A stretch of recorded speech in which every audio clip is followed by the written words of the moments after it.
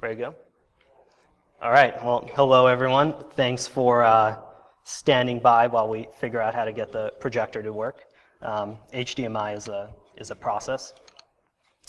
So today I'm going to be talking about building a culture of security in your organization. And so, if you've ever gone through one of these trainings, and I saw there are a few of you who've worked in a healthcare setting before, what does that look like? You go into a portal, right? You type in your credentials. IAM team just provision them all your credentials for you. And they say you need to do your HIPAA training, you need to do your security training, and then you go through about 3 hours nonstop where your supervisor says you need to finish this within 48 hours or you're in violation of your contract. And so you're speeding through, and it's slides that are packed with so much information.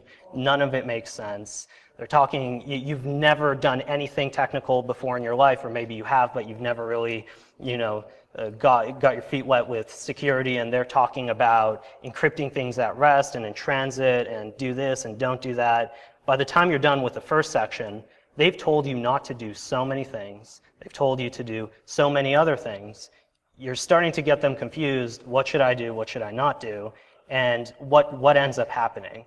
Well, you start making mistakes, and you have no idea what's going on, and you haven't really learned anything.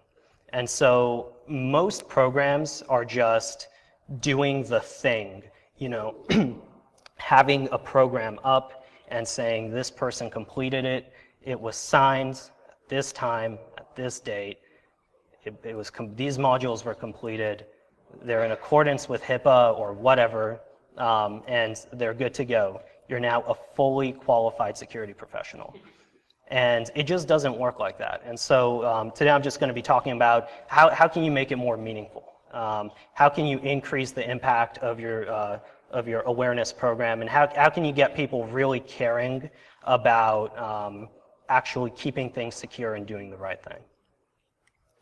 A little bit about me. I've worked primarily with startups and small companies for the better part of the past 10 years. My focus has always been on healthcare, but I've sort of been all over. From the security end, I care a lot about EHR security. I've worked on a lot of data platforms, data registries, so orthopedic data registries, cardio data registries, insurance data registries. Did a lot. If you've gone to your doctor recently, you've probably seen that they have a web portal. You log in, you see all your test results and all that. And so I work a lot on those too. Work a little bit with medical devices and all that.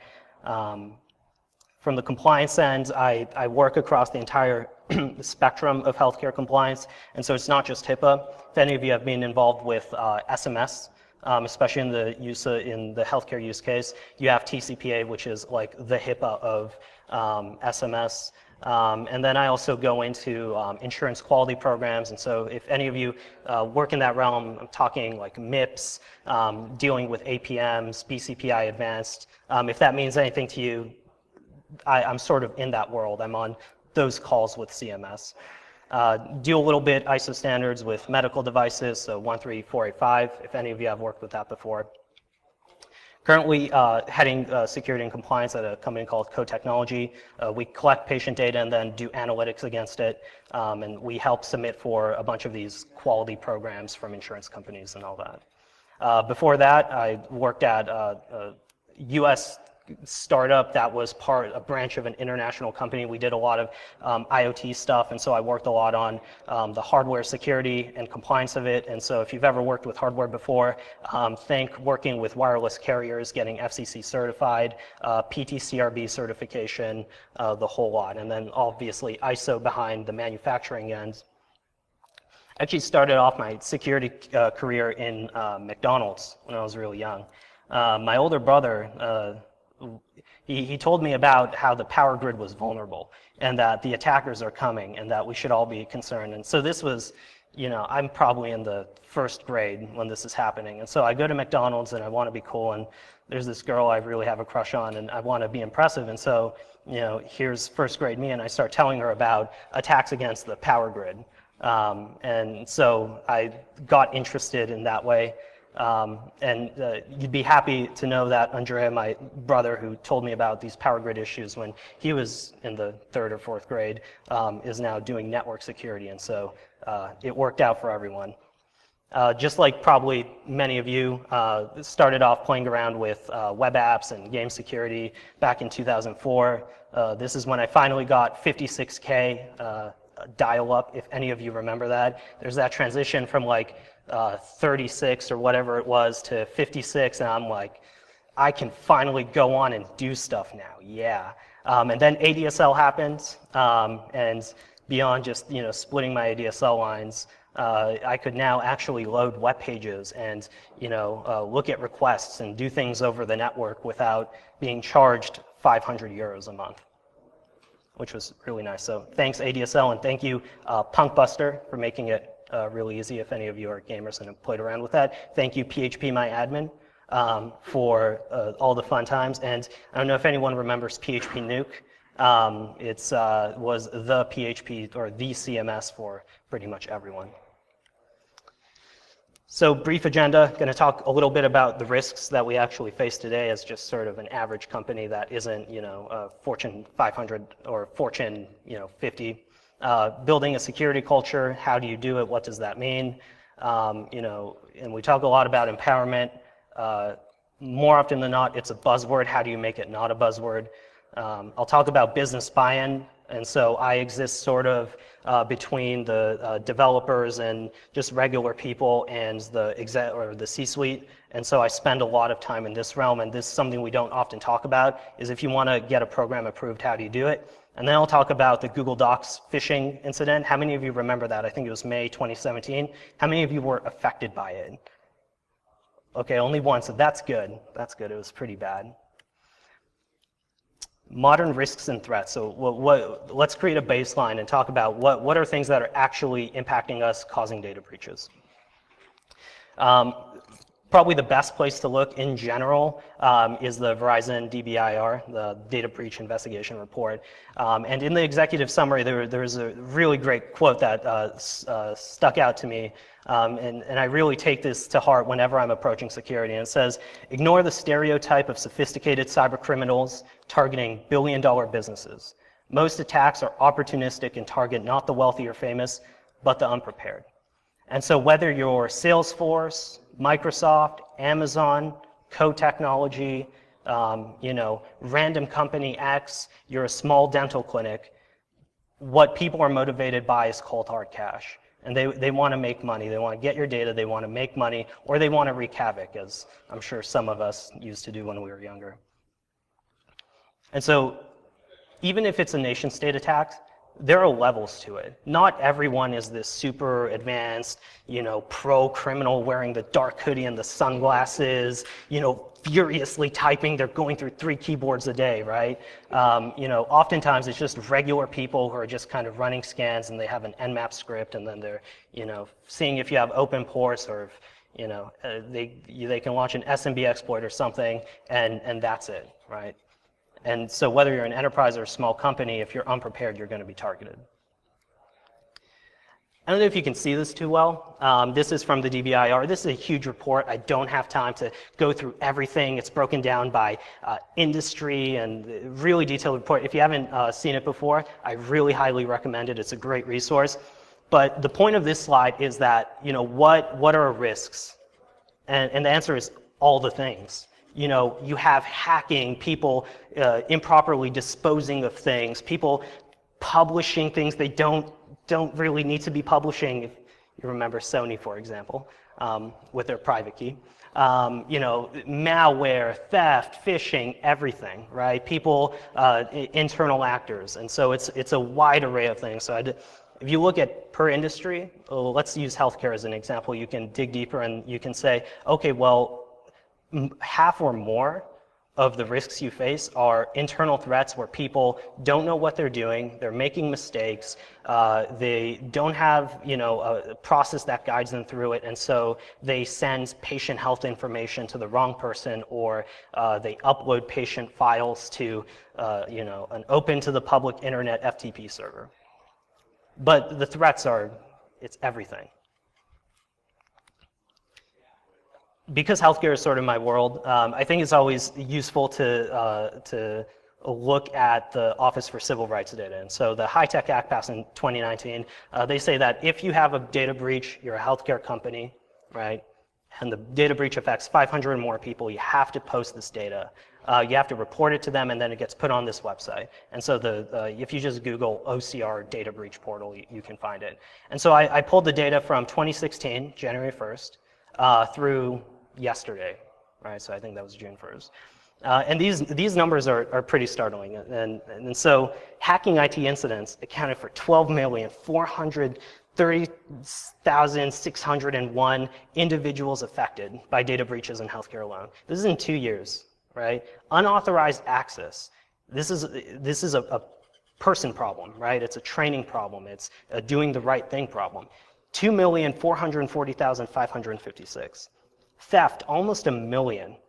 Losing things, you're just losing things, right? That's 50,087. Improper disposal, 40,000. And so when you compare, let's say, improper disposal with hacking in IT, the number is small. But think about it like this. This is nearly 40,000 real people, just like you or I, who go home at the end of every day and they're focusing on their real problems. They're real people with real struggles, and they just want to get through the day, provide for their families.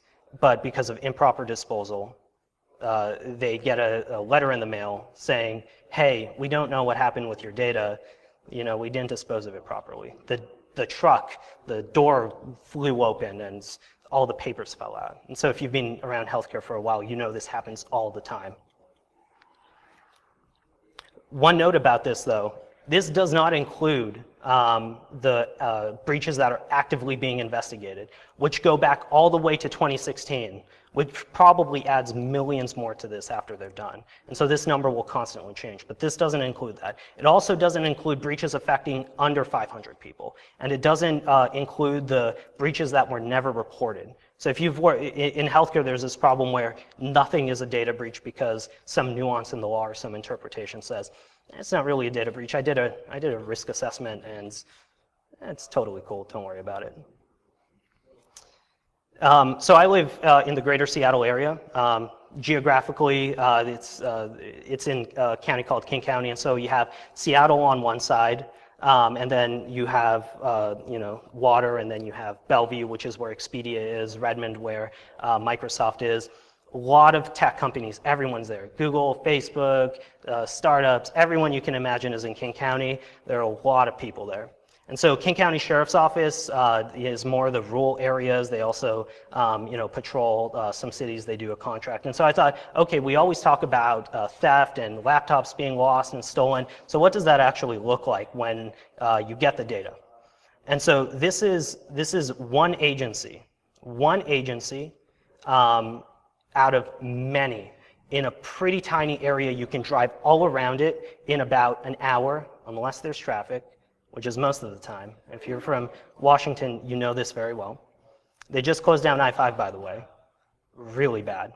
997 laptops were stolen. Almost all of them were car thefts, and almost all of them were residential robberies, right? And so if you look at your threat model, is stolen laptops in there?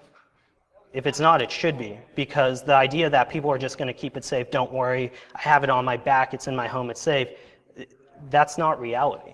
You can see by the numbers. These are people calling the police, saying somebody just robbed my home and your laptop is stolen. And now whether it's, advanced nation state attack getting 50,000 patient records, or it's somebody stealing your laptop, these numbers, by the way, include many, many instances where the laptop was just stolen. It's still a data breach, and this is real people's data being stolen. And so the risks at a glance are everything happens all the time, but there's one thing that keeps coming up. Almost all of the threats and risks that you face can be mitigated by having people who are aware, who are trained, and actually have the tools to do the right thing and to report phishing emails and to get in contact with you as soon as their laptop is stolen. There are things you can do, but almost never do people report it because they're scared of being reprimanded, they don't care, they don't know, who do I report it to, am I going to lose my job, right? And so when you're talking about building a security culture, you're talking about solving for those problems. The DBIR it includes an interesting section of phishing emails, and almost all of them go unreported, even when clicked.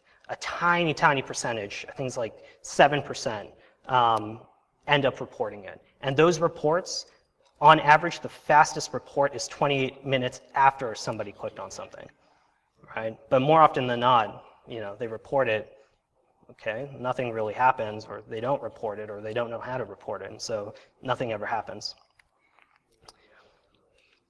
This is from the 2018 Health Information Management System Society at the HIMSS cybersecurity survey. And so I'm focusing a lot on healthcare. This kind of applies to everyone in some way or another. But it's kind of like the DBIR for healthcare. And so these numbers are interesting because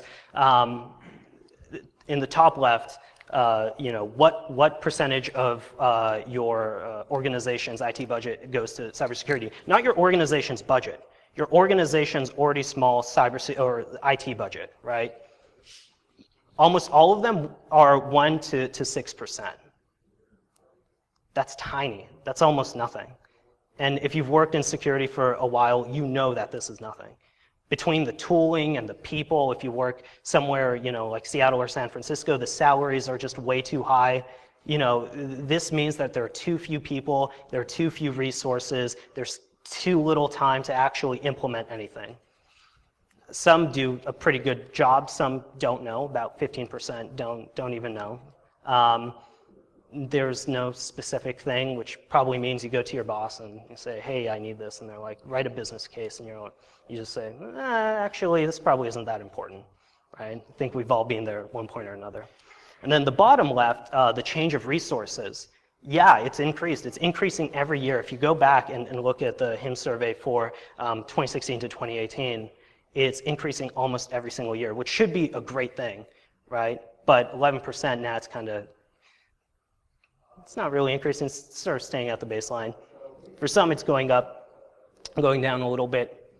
But when you look at the section on security awareness and training, we're spending more on cybersecurity, we're hiring more people, we're getting really cool tools and all this cool stuff, and like 0-day advanced protection, and you're making under $20 million a year revenue, and you're not in healthcare or finance, and like you got this really cool tool.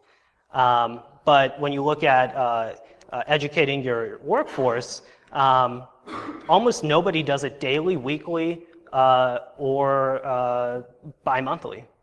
Almost everybody does a monthly training or a quarterly training or a biannual training. Some people have no idea. And so this survey is taken by cybersecurity leaders. So people who are leading their organization, they're just like, I don't really know. Right? And so it's not a priority, and the frequency is low. And so what happens? Well, let's go back. How many of you remember, the details of that training that you took 3 years ago in that portal that looked like it was designed back into the 2000s, and you checked the box and you really took it to heart? Now you care about your company's cybersecurity posture. Is there? No? And that's the point. And we're cybersecurity people. We're professionals at this. And even we're just like, whatever, we'll just go with our skills. But that's not the way to do it. Every organization's unique. Every organization has their own things, their own workflows that you need to accommodate for, right? And people just aren't paying attention because it's done just so casually. Nobody's spending money on it. It's not a hot talking point. Would you rather get more ASAs, which I'd argue maybe you shouldn't use ASAs at all, or would you invest in workforce training, which has the biggest bang for the buck? Well, I'd argue based off the data we saw, how almost everything is directly mapped back to people being educated and being able to confide in somebody, hey, this happened, being able to say, yeah, I was compromised. That focusing on workforce education is probably a lot more bang for the buck. It's a lot cheaper, it's easy to do, you can do it with one person. It's very effective. And this goes to the heart of what we were talking about, is the actual program in almost every company checks the box. But it's not about doing a training and signing a training saying you did it. I've had people in the past finish a HIPAA training, and then hours after, they go and they view PHI out of curiosity. One of my headers in the training documents I make is do not view PHI out of curiosity. And so this idea that we're just going to give people these annual trainings or quarterly trainings and everything's going to be great, it's ridiculous. It just doesn't work. When you care about something, if any of you are activists about anything, you care because you get this feeling in your gut. It's the culture and the attitude of the organization you're supporting or the cause, whether it's, gender equality or climate change or whatever it is, or maybe in cybersecurity or compliance you have your own thing. But it's that feeling you get in your gut that you feel like what you're doing matters, that you have people that you can coordinate with to actually do the thing. But if you just go and you check boxes and you say, yeah, I did the training, very little ever comes of that. And so let's say you're starting a security education and awareness program, or any sort of education awareness program. The first thing I tell people to do, if you're starting out of nowhere, is just do something. Put content out there. Open the floodgates and have volume. One of the things that I like to do is I like to send out a weekly newsletter or something that people will actually read, going through new and current events and applying it to what we're doing. And here's why it's important, and here's what you can do about it. And yes, we're talking about a nation-state attack against US-based universities, but the world is not ending. There's something you can do about it, right? You can pay attention to your emails. You can keep things updated. These are tangible things you know how to do that you can do, and I encourage you to do them. Post interesting articles. Go on, if you're, almost everyone here is probably on Twitter. Go to a website, Malwarebytes blog, right? And just post things to your dev team, to to admin assistants, to everyone. Go on Slack and just post an article and say, hey, this might be relevant to you. This Equifax thing, hey, let's talk a little bit more about this. And also tell stories, speak up in meetings. Use your own experiences and talk about how is this relevant to you and what are the implications to you? What can you do about it, right? We have this tendency almost to, when we do things like this, is we just post the facts. Most of us are engineers. We think in terms of facts. But most people are not like this, even a lot of technical people who are outside of security. You need to say, okay, this is bad, but here's what went wrong. Here's what we do that would prevent this. We have two-factor authentication, so if this attack hit us, it would not work. And people respond to that because then they say, now I understand why I have to do this thing every time I log in. Now they're going to advocate for two-factor authentication on Dropbox, even though there's only business information and not patient information there, right? And so get content out there. Be creative on how you do it. But always follow everything up with this is why it matters, and it's going to be okay because we're already doing things to stop this, and the things you do, they actually make a difference. Probably the most overlooked aspect of security awareness training, building a culture of security, is we think about it in terms of a security program. You have a program charter. And if any of you do project management, it's just this thing and it has objectives and shareholder value in this, and we're going to post the article, and then all of these great things will happen and the ROI is going to be great, and yeah, everything's awesome. And so to an executive that might sound fine, but in practice, your goal is to protect that data. Those 50 million individuals that had their most sensitive information breached. In healthcare alone, since 2016 to now, you're focused on that. And so you need to make it work. And part of that is realizing that at the end of this conference, at the end of this call, I'm going to go on a flight, just like you all are, and we're going to get home, and we're going to see our loved ones or friends. We're going to go back to work. We're going to socialize with the people we usually socialize with, take the bus.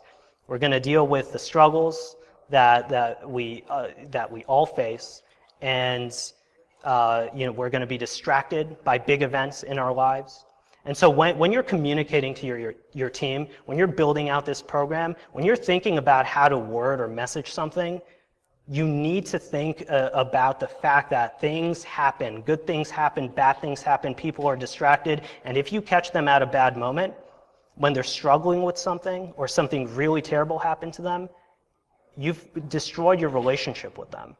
And they're going to just, in one ear, out the other. And so it's absolutely critical, and this is something that's really hard to teach, is have empathy and really keep an open mind. Transcend security for a moment, transcend KPIs and deliverables and all that fun stuff, and just think about, like, these are real people that I'm talking to. And yeah, I'm at work right now, I'm supposed to be a professional. It doesn't matter. Think about what a business actually is, right? A business is, in the state of Washington or wherever, I have a document saying that I'm a registered business. But look around in the room next time you're in a meeting. It's all just people. Jeff Bezos is just a person, goes home, he likes to make cocktails. I go home, I walk my dog, I like to run. We all have things, and so whether you're a massive enterprise or a small company, we're all just individually people. But when we go to work, we change almost. And we like to take all emotion out of everything we do. And we like to think of people as resources, whether it's intentional or not. If you do that, when you're trying to teach them something, when you're trying to teach against their better instincts, when you want them to do something really uncomfortable, like report that they got owned, they're not going to do it. And so you need to consider this. The Las Vegas shooting, after that happened, I didn't post anything for about a month and a half. People were affected by that. And I don't know exactly who. I know some people were. I don't know how, people that were indirectly affected. But you have to consider this. You can't just go on regular schedule and say, okay, I'm going to post all of this great content. And we're going to talk about two-factor authentication after somebody may have lost somebody or one of their family members or friends. The Boston Marathon bombing, same thing. And I can list event after event. And now we're more connected than ever, that everyone feels the impact of these things that happen. And so you need to be unusually aware of these things and adjust what you're doing to that. And also give people a purpose. And this goes back to if you're an activist for something. You want people to feel like their contribution actually matters. So if you talk about politics, why do people not vote? Well, it's because my vote doesn't matter. Okay, but it really does matter. So now how do you convince somebody that it does, right? You don't want them to feel that way. When they get to that point where they feel like, oh, my vote doesn't matter. I'm just one person out of 200 people in my company. Okay, well, then they're just not going to do anything. They're just going to, they're going to stop reading the things you put out. They're going to stop reporting things. They're not going to secure their laptops. They're not going to take the threats seriously, so they're not going to try to mitigate against them. They'll leave their laptops in their cars, right? They'll leave their laptops out at Starbucks. And so what they don't see is what actually happens. So show them videos of that incident in Starbucks where two people were just having coffee right there with their computer. Somebody went out and snatched it. Show them videos of dump trucks filled with all of this stuff that needs to be shredded, confidential information opening. Show them a video of 0 days actually being used at Black Hat or DEF CON and show them, hey, like that, you're owned, right? They need to see it, and then you need to tell them, here are the things that you can do to mitigate against these threats. And you can actually do it, right? But be very, very conscious of the fact that they're real people. You don't know what they're going through. Next thing is you need to make everything simple. And so outside of the security team, whether it's developers or it's administrative assistants or it's an executive, how do you know somebody knows what phishing is? You know what phishing is. I've known what phishing is for the past 2-3 decades. Okay, well, people probably don't. I got asked recently, I made this mistake, what's phishing? I just said, okay, I'm going to talk about phishing. Well, that didn't work. Half the people didn't know what phishing actually was. So don't make assumptions. Spell everything out for them. Make it accessible as possible. So when you're talking about phishing, what is phishing? How does that look like? structure your content around this idea that people want to know, but the only way for them to know is to start at the very beginning. Just because you're 10, 20, 30 years into your career doesn't mean anybody's even started. And a lot of devs don't have a security background. They don't necessarily know what SQL injection is. Should they? Yeah. Okay. Well, what's your solution? Should have known about SQL injection. Okay, how's that going to work? They're just going to go and they're going to learn about SQL injection and they're going to start incorporating secure development practices? Absolutely not. I'm going to say, well, this guy's kind of an ass. Told me to go learn SQL injection. This is important. Did you see our risk registry? It's a high, or very high. Impact's very high. Okay, well, is that really a strategy? How about you just have a conversation with them and say, hey, cool, I did this really cool thing. Do you want to see me actually do a SQL injection? And then they see it, and they go out and they take a class about it. This has happened to me before. Give them resources to learn. Say, hey, this, person on YouTube, this is really cool stuff. Let's do a demonstration. Show them how you actually look for these vulnerabilities in your network. Just bring somebody along and say, hey, you want to see something really cool? Because at the end of the day, we're just people. And we do separate into silos, but ultimately, we do want to be part of something bigger than us, but we need a way in.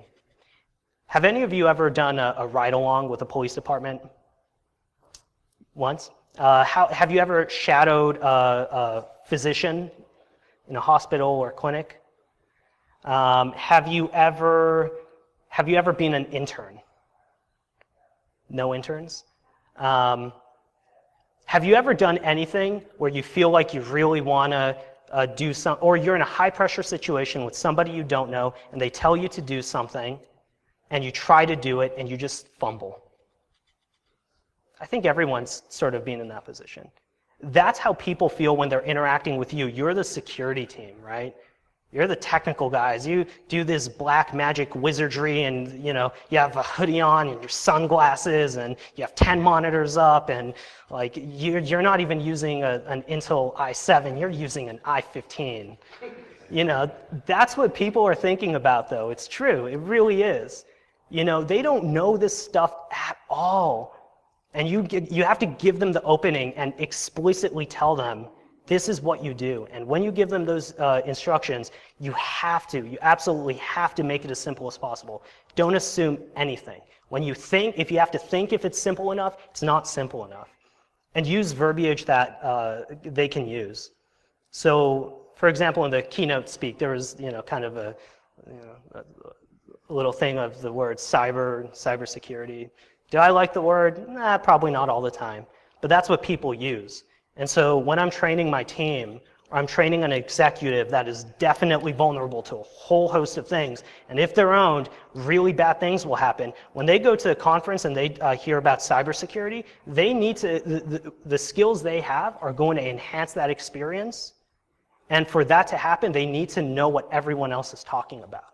So in healthcare, I need to know that hospital CISOs are going out and using this verbiage, so I'm going to incorporate that into my program. Keep that in mind. What are they being exposed to? What do I want them to see and hear? And what words are they using? And then copy those words so it's familiar to them. It's not perfect. It's not the ideal solution, but it's also not ideal to have 15 million patients between 2016 and yesterday have their PHI, patient health information, breached because of things that could have been completely avoided by having one person doing this 2, 3, 4 hours a week. Spell everything out. Again, people approach this almost like they're infants, not in a bad way, but they don't know what to do. You have to tell them, when you get a phishing email, send it to here. Here's a document. Here's where you can find it. Send it to here. When I tell people, if something happens, you lose your laptop, in all of my trainings and all of my talks, I tell them the same thing.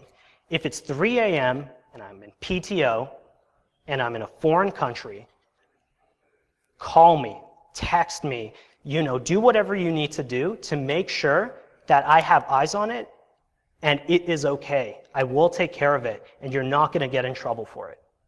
You need to spell it out for people, because even if they know, even if you're a seasoned pro, just because you know something doesn't mean you feel something. And you need to get them to feel the camaraderie and to build this muscle memory where they're just sending everything to you. And so in an ideal world, people are sending you these things all the time, but they will only ever do it if you spell it out for them. You have to spell it out word for word. This is how you do it for every simple thing. And so if you ask most people in an organization, how do you report phishing? When should you report phishing? What is phishing? 9 out of 10 times, I don't know, IT handles it. Okay, is that an effective strategy? Probably not. What is more effective? That you have a place where people can report it, they know how to report it, and they actually report it, right? And so then you can act on it. And the last thing is, tell people it's not their fault. We've created this culture where it's almost like if you do these things, it's a bad thing, and so now you're a bad person. But the reality is, again, their experience is complicated. They're doing things other than what you do full time. And because they exported the wrong things, stored it on their computer, doesn't mean that they're bad or they're a bad person and they should be penalized. Problem is, your system sucks. And you didn't create a solution that would prevent them from doing it. If they click on the link, you go into this job knowing they're going to click on the link. And so are we going to get angry at them and tell them what you did was really bad and it's completely your fault, but don't worry, we can fix you? That's the conversation that's happening across most organizations today, and it doesn't work. We've seen it hasn't worked for, since the internet was invented. It just doesn't work, right? And so if I go to any one of you and I say, one of your talks, if any of you guys are speakers, and I come up to you and I just say, well, your talk was kind of sucky and everything you know is wrong, but don't worry, we'll help you through it. You're not going to think of me as a nice guy who wants to help you, right? That is not going to happen. The exact opposite will happen. So why is that different for anything else in life, right? So spell everything out. You need a reprimand policy that works. So show of hands again, who's worked in a healthcare environment in some capacity or another? So you all may know that there is in HIPAA a sanctions policy. It's codified into law. It was passed by Congress. You need to have one.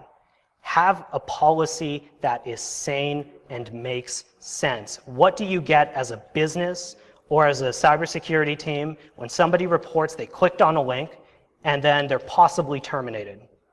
You need to do away with the archaic reprimand policies that say everything you do is bad. Here's the right thing to do. If you do that thing, you're probably going to lose your job, or there's something on your record, you're never going to be promoted. How is that going to work? You know what the result is? Well, the result is probably, I would guess, that they're not going to report anything to you. And the DBIR, I'd encourage you all to go see the full report, the section on reporting phishing. You see exactly that. And so fear doesn't work. It has never worked. When people get scared, they pull back or they fight back. And so either you make an adversary or you get somebody who's never going to be present, won't listen to what you're doing, and they won't ever have that feeling like, yes, what I'm doing is important. And then business buy-in.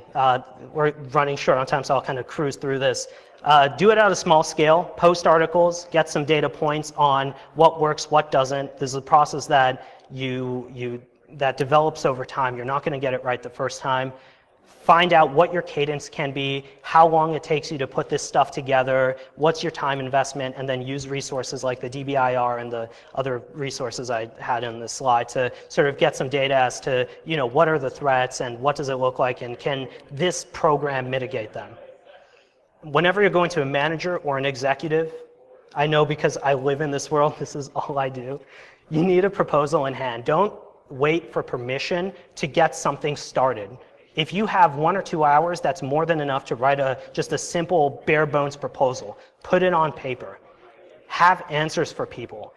It's effective, it's low cost, You want to highlight the benefits that people are going to burn out less, they're going to care more, they're going to make fewer mistakes, they're going to, we're going to increase interdepartmental engagement and all that fun stuff. Leverage your mission and values, especially in the C-suite, senior management. People love talking about their mission and values. I say this kind of blandly because to a point it is people just want to hear what they want to hear. Use that to your advantage to do what really matters. And so tie everything back into your mission and values. Make it the forefront of everything you do. And then bring it all back to the bottom line. How's this going to help us? About 60% of the threats that we face can be solved by this to some extent or another, mitigated. And it's going to affect our bottom line in this way. Average cost of a breach is this. We could probably decrease it by this. Not everything needs a bona fide source. Sometimes you can say, well, I guess it's about 30%. This is a proposal. You just want to get your foot in the door. And so as somebody in the C-suite, I see that, I'm like, okay, cool, we can run with this. But if you make somebody who's already doing a billion things have to stop and ask you too many questions, they don't get it, it's never going to happen. So come with a proposal in hand. I strongly encourage you at least try it. Be persistent, and if it doesn't work the first time, keep trying.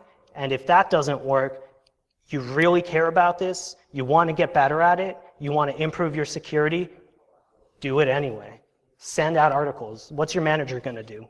Don't talk about cybersecurity in the meeting, right? So just do it. If you care about it enough, you will find a way. And so I don't really have time to talk about this. I have probably a minute left. But essentially what happened was we had a massive vendor, Fortune 100 company, has something to do with sales. And our representative for this undisclosed sales organization that may or may not have a cloud as a logo. Our rep sends us an email. It was our Salesforce manager who clicked on it. She realized right away something was horribly wrong. Within 1 to 2 minutes, everyone was on Slack, going crazy, calling me, texting me. I'm walking down the street. This is what Seattle looks like most of the time. There's construction. This is going towards Amazon, the sea of blue, because everyone has the blue badges. And I was right here when my colleague, Brian, he's one of the devs, he gets a message on his Slack because everything's on silent. I'm getting lunch, man. I'm going to eat. And he tells me this is happening. And so within 1 minute, we had a report. I was able to run up the hill, and we got it contained. No patient data was breached. If we didn't have everything I just talked about, if they didn't trust me, if they didn't have the tools to know where to report and how, we would have been in a lot of shit. But we weren't. And so that's the presentation. Thank you all.